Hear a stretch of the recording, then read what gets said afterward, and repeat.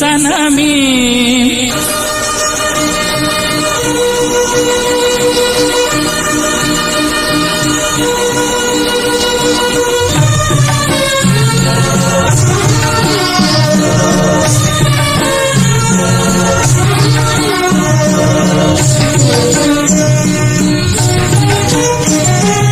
அன்னை தந்தை எனக்கு முண்டு அன்பு செய்ய புறவும் என்னை நம்பி உயிர்கள் உண்டு தேக்கம் நெஞ்சில் நிறைய மண்ணை நேசிப்பவன் அதற்காய் மரணத்தையே வாசிப்பவன் என்னினமே சனமே என்னை உனக்கு தெரிகிறதா எனது குரல் புரிகிறதா என்னினமே எல் சனமே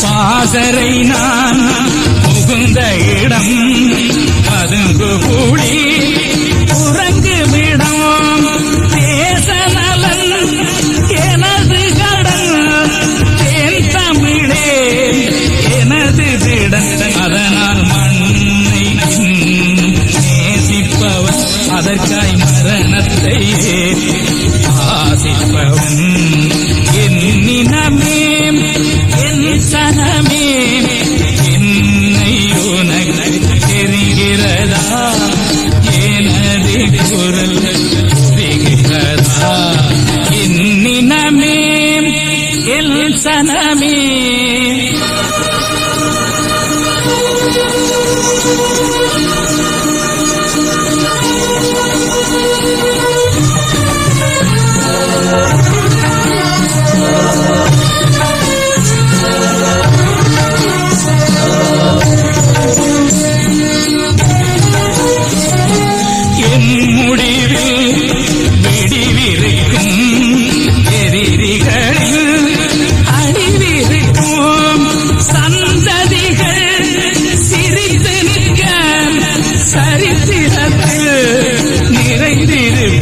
அதனால் மண்ணை இன்னும் நேசிப்பவன் அதற்காய் மரணத்தையே ஆதிப்பவன் என்னினமே என் சனமே என்னை உனக்கு தெரிகிறதா எனது குரல் புரிகிறதா என்னினமே எல் சனமே.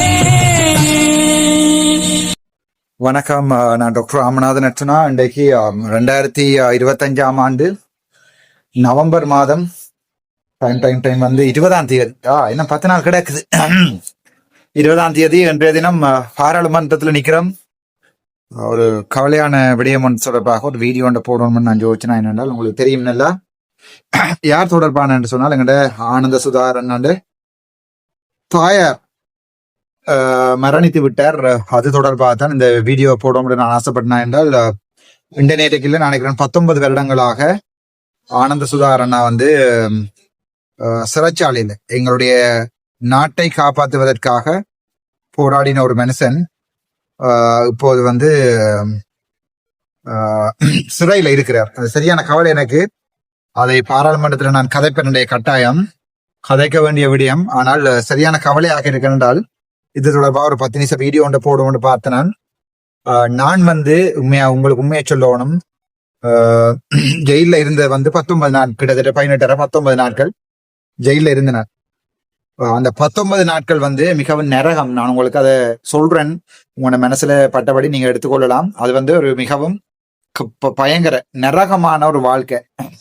அது எப்படி சொல்றேன்டா, என்ஆர் ஜெயில வந்து நான் ஃபர்ஸ்டா போய்க்கலாம். எனக்கு அந்த ஒரு பழக்கம் இருக்கு, சுட்டா சுடு நீ சுடு நானும் சுடுன்னு சொல்ற பழக்கம் ஒன்று இருக்கு. ஆகவே அந்த சாக பயந்ததோ ஜெயிலுக்குள்ள பயந்ததோ போன கூட்டம் நான் இல்லை. சோ உங்களுக்கு நல்லா தெரியும் அந்த மன்னர் வந்திருக்கிற நேரங்கள்ல அண்டு வந்து நீதவான் எழுதுறார், எனக்கு முன்னாடி அவருடைய வீட்டுல இப்படி எழுதுறார், okay you going to jail for 7 days and எனக்கு என்ன மனசுல இருந்ததா ஒரு ஜெயில பார்க்கணும்ன்ற ஒரு ஆசை இருந்தது, அவ்வளவு. அதாவது வந்து எனக்கு அது ஒரு சின்ன ஒரு எக்ஸைட்மெண்டா இருந்தது. ஜெயில் போறோம்னு விளங்கிட்டு ஒரு அம்மாவுக்காண்டியும் ஒரு பிள்ளைக்கும் செத்ததுக்காண்டி தான் அந்த ஜெயில் போறோம்னு விளங்கிட்டு கனகாலம் பெருச கணக்கா அந்த அந்த வழக்குல இருக்க போற இல்லை, எப்படி 1 கிழமையோ 2 கிழமையில வர போறோம்னு விளங்கிட்டு, ஆனாலும் ஒரு பயம் மனசுக்குள்ள, ஒரு சின்ன எக்ஸைட்மெண்ட். பின்னேரம் போல என்னை ஏத்துகிறார்கள் வாகனத்துல, போயிட்டு வரும் வரைக்கும் ஒரு வைத்தியராக என்ன நடத்தினார்கள். ஸோ அந்த உணர்வு வந்து முதலாக இந்த போராட வேணும் மக்களுக்காக என்ற ஒரு உணர்வு கொண்டது. முந்தி அப்பா கதை கேட்கல, அப்பா சண்டைபடி கேட்கல, எனக்கு விளங்குறேன். ஆனால் பிறகுதான் எனக்கு அந்த போராட வேணும் என்ற உணர்வு உண்டு. இந்த சம்பவம் வந்து எனக்கு கொண்டு வந்தது, சரிதானே? ஸோ அண்டுதான் நான் ஜோதிச்சினான், யார் என்ன சொன்னாலும் தளராம போராட வேணும்னு நான் ஜோதிச்சினான். அது போயிட்டு வந்து திருப்பியும் ஒரு ஐ ஓப்பனிங் ஈவெண்ட் உண்டு. திருப்பி 2வது தடவை என்னுடைய கண்கள் திறக்கப்பட்டது வந்து சாவச்சேரி நீதிமன்றத்துல நான் ஜெயிலுக்குள்ள போனது. அந்த நேரம் எனக்கு 100% தெரியும் 14 நாட்கள் நான் இருக்கத்தான் போறேன். ஆனால் உண்மையாகவே அது வந்து என்ன பொறுத்த வரைக்கும் என்ன செதுக்கின 2 சம்பவங்கள். அதாவது வந்து அந்த 14 நாட்களும் இந்த 5 நாட்களும் என்னை செதுக்கிய சம்பவம். உண்மையாவே ஜெயிலுக்குள்ள நீங்கள் கணவர் இந்த வீடியோ பாக்குறார்கள், கணவர் ஜெயிலுக்குள்ள போயிருக்க மாட்டீர்கள். ஒரு சில பேர் இந்த ஜெயிலுக்குள்ள போயிருப்பீங்க. ஸோ அவர்களுக்காகத்தான் இந்த வீடியோ.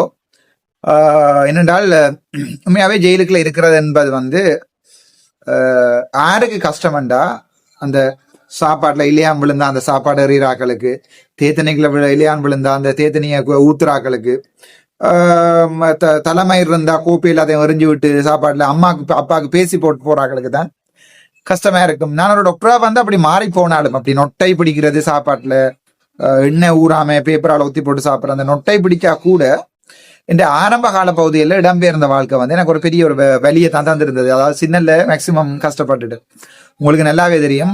அந்த போராட்டம், அந்த காலம் தான் எங்களை உண்மையாவே செதுக்கினது. அந்த அனுபவங்கள் இப்ப பிறக்கிற பிள்ளைகளுக்கு வாழ்க்கையில வராது. ஸோ இந்த வீடியோ தான் அந்த அனுபவங்களா இருக்கும். நான் ஆசைப்படுறேன் ஒவ்வொரு எங்களுடைய வலிகளையும் ஒவ்வொருவர்கிட்டையும் நாங்கள் கேட்டு இப்படி ஒரு வீடியோ ஆக்கி போடணும். நீங்க ஃபர்ஸ்ட் பட்ட கஷ்டங்கள் என்ன கேட்டு வீடியோ ஆக்கி போடணும்ன்ற ஒரு ஆசை எனக்கு இப்ப வந்திருக்கு, சரிதானே? ஸோ அதுல பாத்தீங்கன்னு சொன்னா எனக்கு இந்த வீடியோ போடுறதுக்கு முக்கியமான காரணம் ஆனந்த சுதாகர் அண்ணாவினுடைய இந்த 17-18 வருட வாழ்க்கை. ஆனந்த சுதாகர் மட்டும் இல்ல, அரசியல் கைதிகளா வந்து 10-15 பேர் இருக்கிற வாழ்க்கை, அவர்களுடைய வாழ்க்கை. வெளியில வருவோமான்னு நம்பிக்கை ஒன்றும் இருக்காது. ஸோ அதுதான் உலகமா மாறி போயிடும். அப்ப ஆனந்த சுதாகர் சும்மா ஒரு பேச்சை கேட்பேன் நான். இதை யாருமே வெளிநாட்டுல இருக்கிற மக்களையோ இல்லாட்டி எங்களுடைய நாட்டில் இருக்கிற யாரையுமே கஷ்டப்படுத்துறதுக்காக இந்த வீடியோவை நான் போடையில. உங்களுக்கு நான் இதையும் சொல்றேன், நீங்கள் இதை விளங்கி கொண்டாலும் சரி, விளங்கி கொண்டாலும் சரி. ஒரு டாக்டரா ஒரு ஏசி காருக்குள்ள சில நேரங்கள்ல வந்து இந்த பஸ் போகும், எந்த பஸ் போகும், பிரிசன் பஸ் போகும்.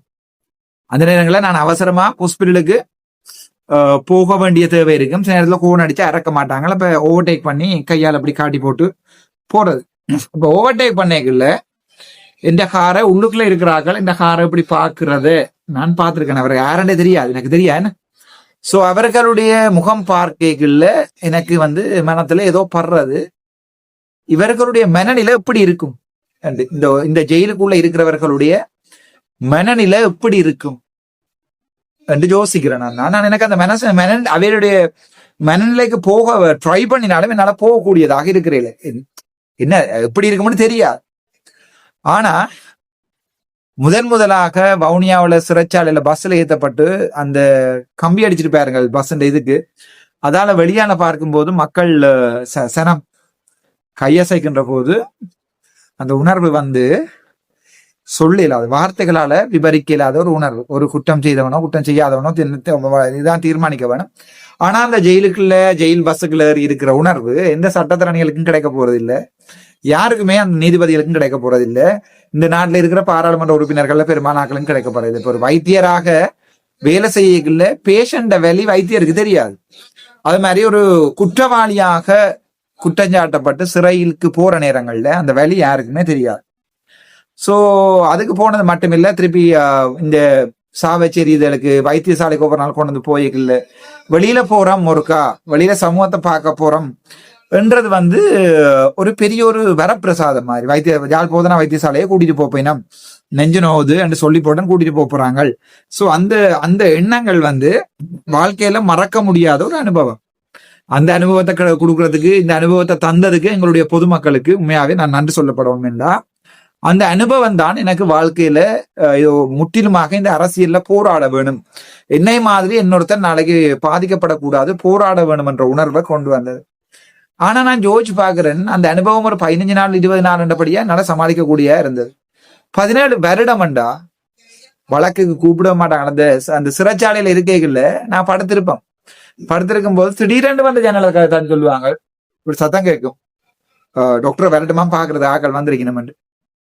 சோ அந்த ஃபீலிங், யார் வந்திருக்கணும், யாருண்டாலும் கௌசல்யா அல்லது அண்ணா, கௌசல்யா தான் முழுக்க வாரது வந்து நான் பிற சொல்லிட்டேன். எனக்கு தேவையில்லாத ஆக்கெல்லாம் வந்து பார்க்க வழி கிடைக்க, அரசியல் கட்சியில் எல்லாம் வந்து என்ன பார்க்க வழி கிடைக்க, கௌசல்யா நரேந்திரனை தவிர யார் வந்தாலும் வேண்டாம். சோ கௌசல்யா நரேந்திரன் வந்திருக்காண்ட என்னடா அவன் ஐடென்டி கார்டை கொண்டு வாங்க, ஐடென்டி கார்டை பார்த்தா நான் வருவேன். முதலும் இப்படித்தான் தம்பிராசா வந்திருந்தோண்டு கொக்கோ கோலா போத்தரோடையும் கொத்தோடையும் வந்து நின்றவர் தம்பிராசா. அப்ப எனக்கு சரியான கோபம், அந்த அண்ணா வந்து நின்றவர் தம்பிராசா. சரி வந்து அரசியலுக்காக வந்து என்ன பார்த்துட்டு டாக்டரை பார்த்துட்டு டாக்டர் மெலிஞ்சிட்டாரு ஒரு வீடியோ போடுறது தான்.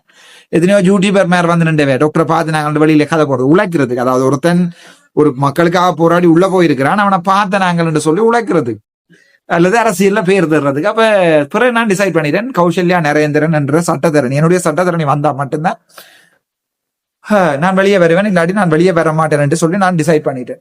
சரிதான்.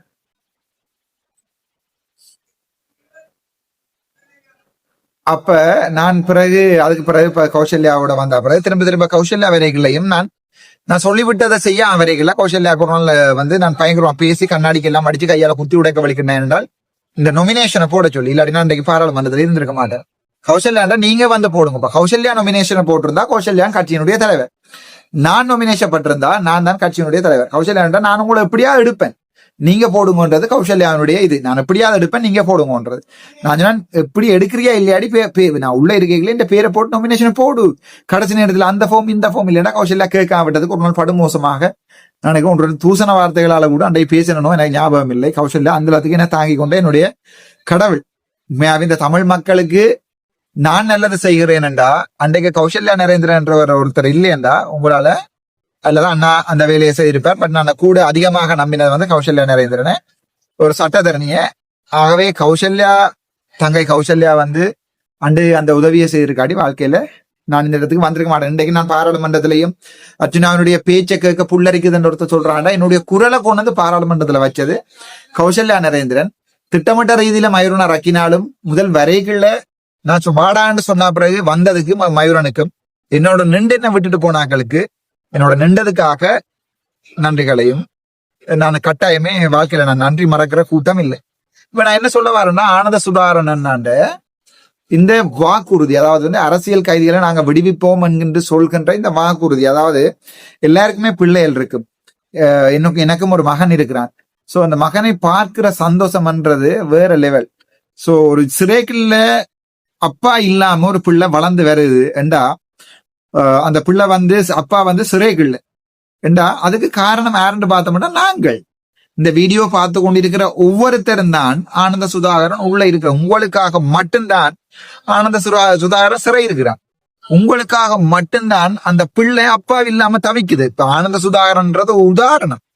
எத்தனையோ பிள்ளைகள் வந்து அம்மா அப்பா இல்லாம வாழுது இந்த வடக்கு மாநிலத்துல. எத்தனையோ பிள்ளை அம்மா மனைவி மேல ஹஸ்பண்ட் இல்லாம ஆமிக்காரன் கஷ்டப்படுத்தி, போலீஸ்காரன் கஷ்டப்படுத்தி, அங்க தொட்டு இங்க தொட்டு அதை செய் இதை செய் வாழ்க்கைக்காக போறார். ஆனா நாங்கள் இந்த ஊடகங்கள்ல இருந்து கொண்டும், பாராளுமன்றத்துல இருந்து கொண்டும், யூடியூபை வச்சுக்கொண்டு, பேஸ்புக்கை வச்சுக்கொண்டு கள்ள வேலை செய்து காசு அடிச்சு யாருடையாவது காசை வேண்டி, இப்ப அண்மையில இப்ப எனக்கு கடைசியா யாராவது காசு போட்டு இப்ப ஒரு கிட்டத்தட்ட 20 நாளாவது காசு போட்டு எனக்கு, நான் யாருமே காசு கேட்கலண்ணா. சோ நான் என்னத்த உங்களுக்கு சொல்ல வரேன்டா, சரி நாங்கள் சந்தோஷமா இருக்கிறோம், அது பரவாயில்ல. இன்னொருத்தண்ட வெளிய புரிஞ்சு கொண்டு அட்லீஸ்ட் இந்த சமூக ஊடகங்கள்லயாவது 4 கருத்து சொல்றது, 4 அதாவது அதுக்காக போராட்ட ஒருவனை தூக்கி கொடுக்கறது. இப்ப ஆனந்த சுதாகரன்னா வெளியால வேறண்டா, நான் இந்த தேசியத்தை வித்து பிழைக்கிறேன், உங்களுக்கு நன்றாவே தெரியும். நான் தேசியத்தை வித்து பிழைக்கிறவன் இல்ல, நான் ஒரு மிகவும் அடிப்படையான ஒரு தேசிய அரசியல்வாதி, அதாவது இப்ப அரசியல்வாதி, தேசியவாதி. தலைவரண்டா எனக்கு உயிர், அது வேற பிரச்சனை. சுடுவீங்கன்னு தெரிஞ்சு நான் சிங்களத்திலையும் தமிழ்லையும் போய் ஒவ்வொரு இன்டர்வியூல சொல்லி கொண்டிருக்கேன், உங்களுக்கு வழியாவே தெரியும். இப்ப எனக்கு என்ன கவலைன்னா அந்த சமூக பொறுப்பு சொட்டில இப்ப உங்கள்ட்ட யார்டையுமே எதையுமே கேட்கலண்ணா. இப்ப நீங்க வந்து போய் இங்க சிறைக்கு பயில ஆனந்த சுதாரணக்கு பயில நீங்க இருங்கோண்டு யார்டையுமே நான் கேட்கல.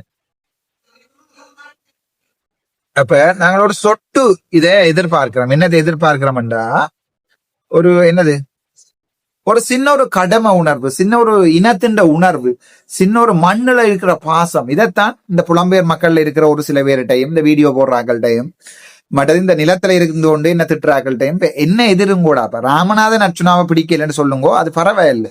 நீங்கள் என்னை விட சிறந்த ஒரு பாராளுமன்ற உறுப்பினராக வந்து இந்த நாட்டுக்கு சேவையை செய்யும் கூட. அதற்காக இப்படியான ஆனந்த சுதாகர் போன்றவர்களுடைய விடுதலைக்காக உண்மையாகவே பாராளுமன்றத்துல கதைச்சு போராடி கொண்டு கேட்கல. நீங்கள் என்ன விமர்சிக்கல, சரியான கவலையா இருக்கு. நான் 1000 விமர்சனங்களை கடந்து போறோம். சும்மா வார்த்தைகள்ல நாங்கள் சொல்லி கொண்டாலும் விமர்சனங்களை கடந்து போகணும், கடந்து போகணும்னு சொல்லி வார்த்தைகள்ல நாங்க சொல்லி கொண்டாலும் அந்த விமர்சனங்களை கடக்கிறன்றது சரியான கஷ்டம். எனக்கு இதுல ஒரு பெரிய புத்தகமே எழுதணும். இந்த ஒரு வருடத்துல விமர்சனங்களை கடத்தல் தனித்தி, அந்த நான் ஒரு புத்தகம் ஒன்று எழுதி கொண்டிருக்கிறேன். அந்த புத்தகத்தினுடைய பேர் வந்து தனித்தி. விரைவில் அந்த புத்தகம் நான் உங்களுக்கு போடுவேன். கிட்டத்தட்ட அந்த புத்தகம் முடிஞ்சுது. ஆனால் என்னென்றால் அந்த புத்தகத்தை வந்து வெளியிடுறதுக்கு எக்கச்சக்கமான காசு வேணும். போன முறை 70,000 புத்தகம் அடிச்சினான். போன முறை ஒரு அம்மாவரால் 15,000 புத்தகம் தந்தவா, பேருந்து ஒரு 5,000 புத்தகத்துக்கு காசு தந்தவா, அதை விட பேந்தின ஒரு 7,000 புத்தகத்துக்கு அண்ணாவரால் தந்தவர், இன்னொரு 12,000 புத்தகத்துக்கு கனடாவில் ஒரு அண்ணாவரால் தந்தவர். அப்படி போன முறை 75,000 புத்தகம் அடிச்சினான். அடிச்சு முழு இடமும் கொடுத்தது. அதுல இப்ப 200 புத்தகங்கள் தான் மிஞ்சி இருக்கிறது. சகல இடங்களுக்கும் அந்த புத்தகம் கூடுபட்டது யாழ்ப்பாணத்துல. அதுலதான் எனக்கு அந்த பாராளுமன்றத்துக்கு போகக்கூடியது. இப்ப தனித்தி என்ற ஒரு புத்தகம் கொண்டு கொண்டிருக்கேன். கிட்டத்தட்ட 80 பக்கம் உள்ள என்னுடைய இந்த ஒரு வருடம் கடந்ததுக்கு வந்து அந்த புத்தகம் மட்டும் எழுதி இருக்கேன். அதை வெளியிட விடுறாங்களோ இல்லாட்டி அதுக்கு முன்னாங்க என்ன சொல்றாங்களோ எனக்கு தெரியாது. நான் அப்படி நெகட்டிவா கதைக்கிறேன் நீங்கள் யோசிக்க கூடாது. ஆனால் அந்த புத்தகத்தை வெளியிடுறதுக்கு யாராவது உதவி செய்ய விரும்பினா நேரடியாக முழு புத்தாது, அதாவது என்னோட 100,000 புத்தகம் அடிக்க வேண்டி வருமானு நினைக்கிறேன். யாராவது ஒரு ஆள் எடுத்து பொருட்படுத்தா நெல்லம், அது உங்களுக்கு விருப்பம், உங்களோட விருப்பம். முழுக்க இந்த ஒரு வருடத்துல தமிழட்ட அரசியல நான் பார்த்ததும் தமிழக அரசியல் என்ன செய்யணும்ன்றது ஒரு புத்தகம் உண்டு, ஒரு சின்ன புத்தகம் உண்டு. குழந்தை பிள்ளையில இருந்து வயசு போனாக்கள் வரைக்கும் வாசிக்கக்கூடிய ஒரு சின்ன புத்தகம். இன்னொரு 1 மாதத்துல நான் அந்த புத்தக வெளியீடு செய்வேன். தனித்தி என்ற அந்த ஒரு புத்தக வெளியீடு ஒன்று செய்வேன். ஒரு வருஷ காலத்துல நான் அனுபவிச்ச இந்த அரசியலை அனுபவிச்ச விடயங்கள் எல்லாத்தையும் உங்கள்ட்ட கேட்கறது என்னண்டா, குறைஞ்சது அதை வாசிச்சு போட்டாவது கொஞ்சம் சிந்தித்து வாக்கு போடுங்கன்னு தான் உங்கள்ட்ட கேட்கிறேன். என்ன முதலமைச்சர் ஆக்க போடுங்கோ கண்டு கேட்கல. அடுத்த பாராளுமன்ற தேர்தலில் இந்த பழைய வெள்ள வேட்டிகள் யாரும் இருக்கக்கூடாது, அதான் என்னுடைய எண்ணம். நானும் இருக்கக்கூடாதா, நானும் போறேன். ஆனால் நான் உங்களுக்கு தேர்ந்தெடுத்து ஒரு 9 பேரை தாரணும். உங்களுக்கு முடிந்தால் வன்னி மாவட்டத்திலையும் யாழ்ப்பாணம் கிளிநொச்சி மாவட்டத்திலையும் ஒரு தனித்தீகளை உருவாக்குவோம். தனித்தீ என்று சொல்றேன்டால் ஒரு பொறி என்று தான் வச்சிருக்கணும். ஆனால் இது ஒரு தனித்தீ என்றது வந்து எங்களுடைய மாவீரர்கள் வந்து வெடிச்சு சிதறிக. அது ஒரு தீ தான், ஒரு ஸ்பார்க் என்ன, அதுதான் அந்த அரசியலை மாற்றுறது. உயிர் கூட செய்த தியாகங்கள். சோ என்னுடைய அந்த இதை சின்ன சின்ன கவிதைகளாகவும் சின்ன சின்ன வலிகள் தோய்ந்த இந்த ஒரு வருஷ அனுபவங்களையும் சேர்த்து ஒரு கிட்டத்தட்ட ஒரு 80 பக்கத்துக்கு தனித்தீயன் ஒரு புத்தகம் எழுதி கொண்டிருக்கிறேன். அதுலதான் இப்ப கூட டைம் ஸ்பெண்ட்றபடியா கனவேருடைய கோல்கள் ஆன்சர் பண்ண எல்லாம் இருக்கிறது. இந்த புத்தகத்துக்கு உதவி செய்ய யாராவது விரும்பினால் என்னோட வாட்ஸ்அப் இலக்கம் 9477 556 99 24. நேரடியாக 80,000 புத்தகம் குறைஞ்சது அடிப்பேன். ஸோ அந்த 80,000 புத்தகத்துக்கு கிட்டத்தட்ட அடிக்கிற கோஸ்ட்டை நீங்கள் அவரால் எடுத்து நீங்களே வெளிநாட்டுல இருந்தால் வந்து அந்த புத்தகத்தை வெளியிட்டு வச்சா சந்தோஷம். அல்லது ஒரு 4-5 பேர்கிட்ட நான் ஸ்பான்சர் எடுப்பேன். அது இன்னொரு 1 மாதத்துல ஜனவரி மாதம் அந்த புத்தகம் வெளியிடுறேன். தனித்தீ என்றால் எங்களுடைய தமிழருடைய அரசியல் மாற வேணும், அரசியலை சொல்லிக் கொடுக்கணும், இளம் பிள்ளைகள் அரசியலை விளங்கணும், அரசியலை உன்னுப்பா பார்க்க வேணும், கதைக்கணும்ன்றது மட்டும்தான் இந்த சோசியல் மீடியாக்கள் என்ற எண்ணம். ஆகவே ஆனந்த சுதாகரன் அண்ணா போன்று இனியும் எங்களோட நாட்டுல இந்த பயங்கரவாத தடை சட்டங்களால ஒரு குடும்பங்கள் அழியக்கூடாது, ஒரு பரம்பரை அழியக்கூடாது. சோ மிக கவலையோட நான் இந்த வீடியோ வந்து அவர்களுக்கு சமர்ப்பித்து போடுறேன். என்ன ஒரு சில மனத்தியாலங்கள்ல என்னுடைய இன்றைய முக்கியமான பாராளுமன்ற உரை இருக்கிறது. அந்த பாராளுமன்ற உரைக்கு பிறகும் நீங்க கிளிநொச்சி ஜமீன் தான் உங்களுக்கு லொக்காண்டு நீங்க நினைச்சா தாராளமாக அவருக்கு வாக்கு போடலாம். ஒரு சமூகம் பிச்சை எடுக்க ஒரு தனிநபர் மில்லியன் கணக்குல உழைச்சு வங்கிகள்ல சேர்த்து கொண்டு பழைய வேனுகள்ல தெரியுறார். அது சம்பந்தமா பாராளுமன்ற உரை இருக்கிறது. ஒரு 1 hour கிட்ட வெயிட் பண்ண வேண்டியிருக்கும். நன்றி, வணக்கம். டாக்டர் ராமநாதன்.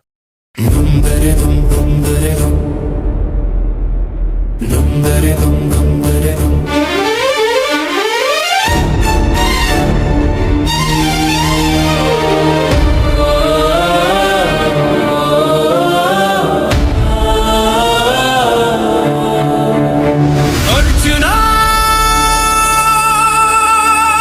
அர்ஜுனா அர்ஜுனா அர்ஜுனா அர்ஜுனா தலைவனின் பிள்ளை நீயடா, தமிழரின் நம்பிக்கை நீயடா, மக்களின் நெஞ்சில் நின்றவன் நீயடா. அர்ஜுனா அர்ஜுனா அர்ஜுனா தலைவனின் பிள்ளை நீயடா, உன் குரலில் இரத்தம் கொதிக்குது, நீதியே நிமிருது.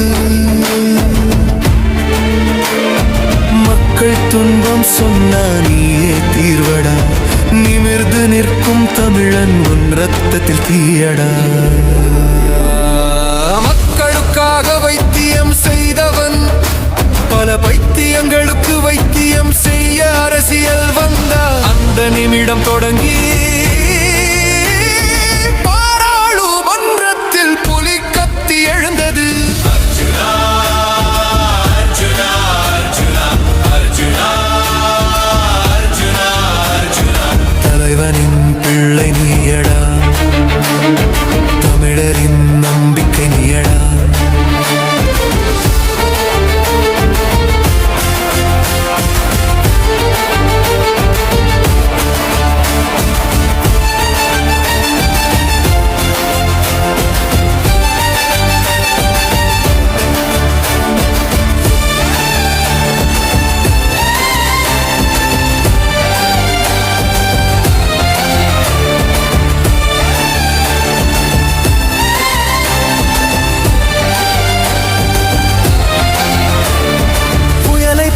பேசும் தீயை போல ஏறும் மக்களின் சத்தம் நீயடா, பாராளுமன்றத்தில் தமிழ் புலியடா, உன் பேச்சினால் பலர் வலை தேடும் எலியடா.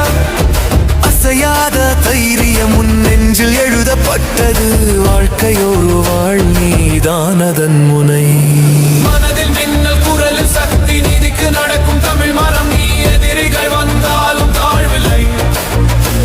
உன் பெயர் சொல்லும் போது மார்பு நிவருது,